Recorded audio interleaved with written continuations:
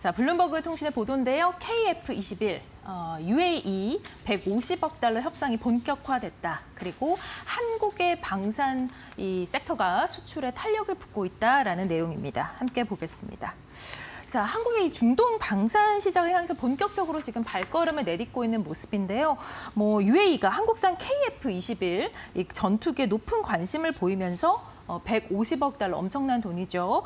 이런 규모의 무기 계약 가능성을 열었다라는 내용입니다. 지금 블룸버그에서 전해주기로는 150억 달러 이상의 계약이 추진되고 있다라고 보도를 했네요. 예, 맞습니다. 그래서 이재명 대통령께서 이제 그 GEC 정상회담 마치고 또 순방을 했는데 아니 왜 또 순방을 했지라고 의아하시는 분들 계실 텐데 그 남아공에서 G20 정상회담이 열립니다. 그러니까 우리나라가 멀다 보니까 가는 길에 이제 그 중동을 갖다 들려서 여러 가지 회담을 했습니다. 그중 하나 UAE에서 그 우리나라 좀 전에 말씀드린 이제 KF-21 전투기를 갖다가 비롯한 여러 가지 원전을 비롯한 그 한국과 UAE 협력 관계를 갖다 증진시키고자 그 방안을 했고 거기서 이제 그 블룸버그가 주목한 점은 150억 달러 정도 이상의 수주가 가능하지 않느냐 이 점을 갖다 이제 보도를 했습니다. 네, 우리가 무기 수출 대가로 이러한 계약을 했다면 좀 가능성이 있어 보이는데요. 예, 그 가능성이 높다고 봐야 될 이유는 무엇이냐면 이재명 대통령과 UAE 정상회담 끝나고 나서 강훈식 비서실장이 뭐라고 답변을 했냐면 이렇게 포괄적인 단순하게 하나의 계약이 아니고 이 계약을 갖다가 아우르는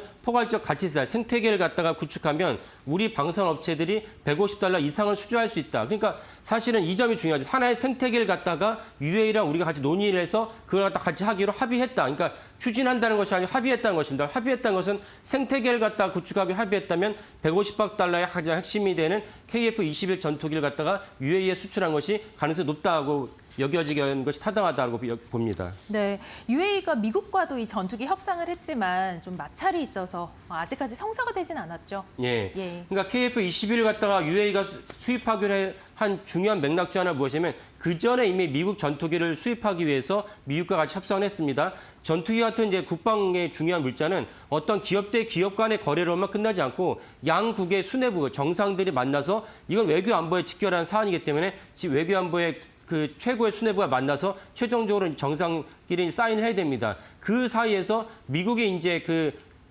UAE에 요구한 것이 뭐냐면 우리가 너네한테 이제 전투기를 줄 수 있는데 그렇다면 너네의 네트워크에 차지하고 있는 화웨이의 물자를 갖다 배제시켜달라.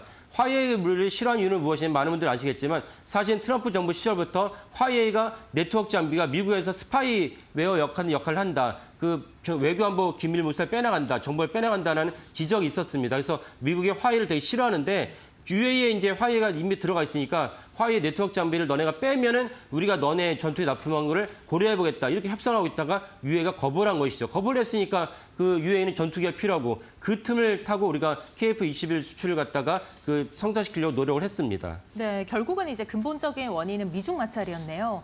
우리가 만약에 이 전투기를 UAE에 수출을 한다면 이 폴란드의 방산 무기를 수출한 거에 이어서 또 다시 한번 이 중동의 거점을 마련하는 계기가 되겠네요. 예, 그렇습니다. 그러니까 사실은 우리가 UAE에다가 이제 그 KF-21을 수출한다면 첫 번째 수출은 아니고 이미 다른 방향으로 이제 UAE 수출을 했고 사우디에도 이제 우리나라 방산 무기를 수출한 적이 있습니다. 하지만 이제는 본격적으로 폴란드, 그 푸틴 때문에 폴란드를 비롯한 동유럽이 위험을 느껴서 우리나라에 이제 K-디펜스를 많이 수입해 갔는데 여기에서 더 넘어서 중동까지도 우리의 그 K-디펜스를 확대할 수 있는 그런 어떤 청신호가 될 수 있다라고 여겨집니다. 그러면 이제 우리가 그 몇 가지 짚어본다면 이미 벌써 많은 분들 아시겠지만 LRG 넥스원이 사우디에다가 천공투를 수출했고 이것을 갖다가 또한 UAE나 중동에도 이제 협상을 하고 있습니다. 그리고 가장 또 중요한 물량으로 보면 가장 크다고 볼 수 있는 캐나다에 이제 우리나라 잠수함이 이제 수출한 것을 협상을 하고 있는데 지금 제가 우리 코너에서 몇 번 말씀드렸지만 독일과 더불어서 지금 파이널 2에 올라가 있습니다. 그러니까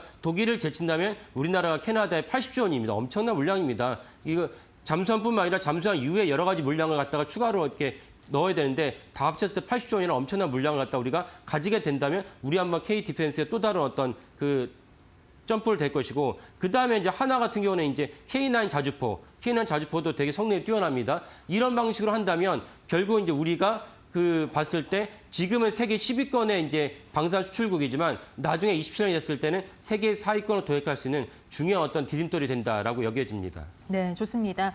이 UAE는 우리에게 좀 바카라 원전으로도 굉장히 유명하죠. 예. 네.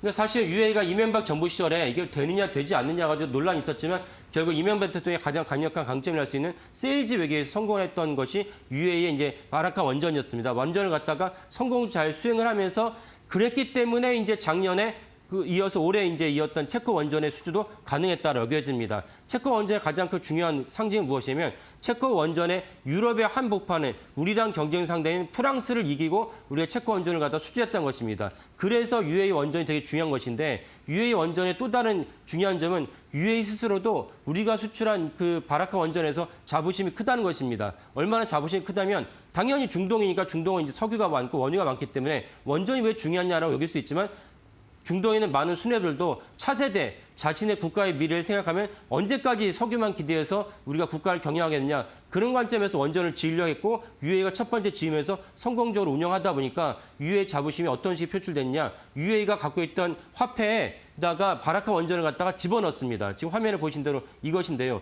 23년도부터 나온 화폐에다가 바라카 원전을 집어넣습니다. UAE는 단지 돈을 댔을 뿐이지만 우리나라 원전이지만 그만큼 UAE 자부심이 크고 이에 따라서 이재명 대통령 사이에서도 원전에 대한 확대도 같이 논의하고 있습니다. 네, 뭐 화폐까지 이렇게 바라카 원전을 넣었다고 하니까 굉장히 인상적입니다. 정말 뭐 UAE의 자부심으로 해석이 되는데 뿐만이 아니라 한국의 방산 수출이 지금 계속해서 추진이 되고 있는 상황입니다. 뭐 원전 넘어서서 계속 중동뿐만 아니라 전 세계로 나아갈 수 있을지 궁금해집니다.